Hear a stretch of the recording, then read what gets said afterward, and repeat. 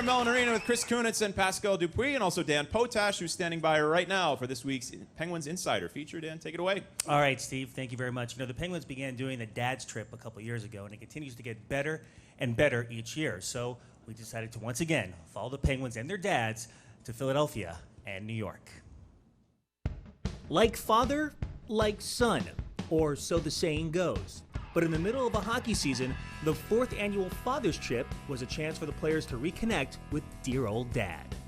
I know that my dad was a big instrument in me playing hockey as a kid, and you know, made some sacrifices and to make sure I got the hockey practice. So it's a neat way to show, like, hey, Dad, you helped me make it, and it's pretty cool, and it's nice to share a weekend with it.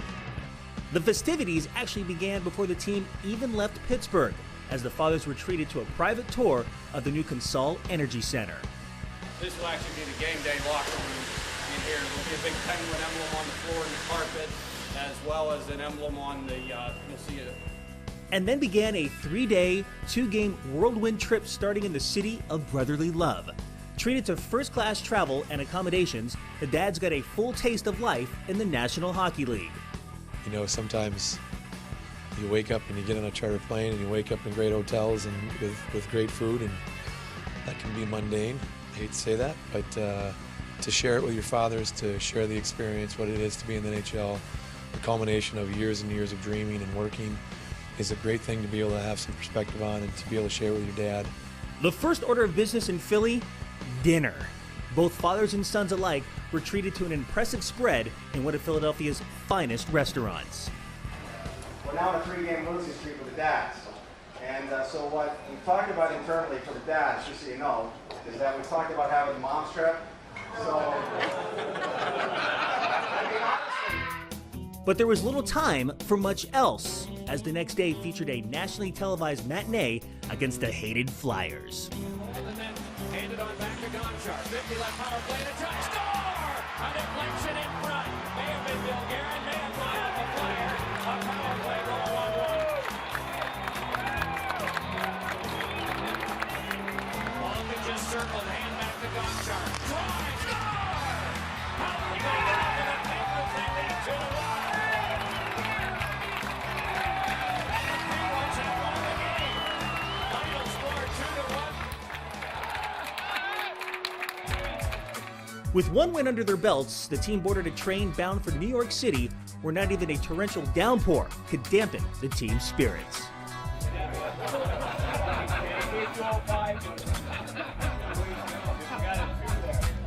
And less than 24 hours after leaving Philadelphia, the Penguins again found themselves embroiled in another rivalry game. The Penguins set foot into Madison Square Garden for a divisional date with the Rangers. The Pens are a perfect 3-for-3 against the Broadway Blue Shirts. As the Penguins go in transition 3-on-2. Quick wrister, score! Sidney Crosby finding the American League call-up Chris Connor. On the mark for Sidney Crosby, 2-on-2. Crosby fires, it's juggled by Lundqvist. Rebound there, Connor scores! Chris Connor does it again!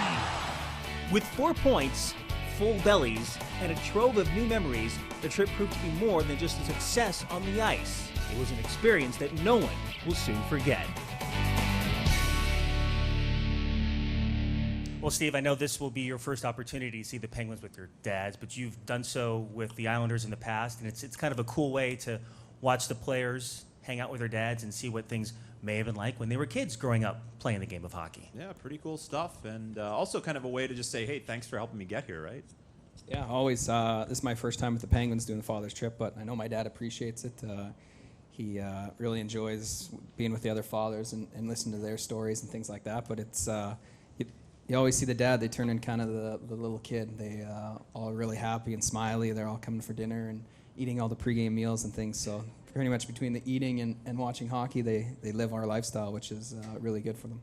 Chris is a great story. A few years ago, you were waived twice in a season, and now here you are. You've got a regular role with this team, and a big one at that. You've got 2 Stanley Cup rings. Was there ever a time where you thought it was in doubt that you'd be able to play at the NHL level? Yeah, right after Atlanta had put me back on waivers and Anaheim picked me up, I just was going to the minors, got my vehicle, and started driving. It was like a 19-hour drive to to Portland, Maine, I think, and had a buddy with me, and he was already doing the work thing. He had never played pro after college, just got the job, and he had took some time off and drove with me. So we were talking, and it just made kind of made you realize that, you know, maybe this can maybe be your last chance if you get another chance. And fortunate enough, I got another chance and succeeded that time, and have stuck ever since then. And how rewarding is it now, especially you bring the cup back home and you've had all these accomplishments in your career?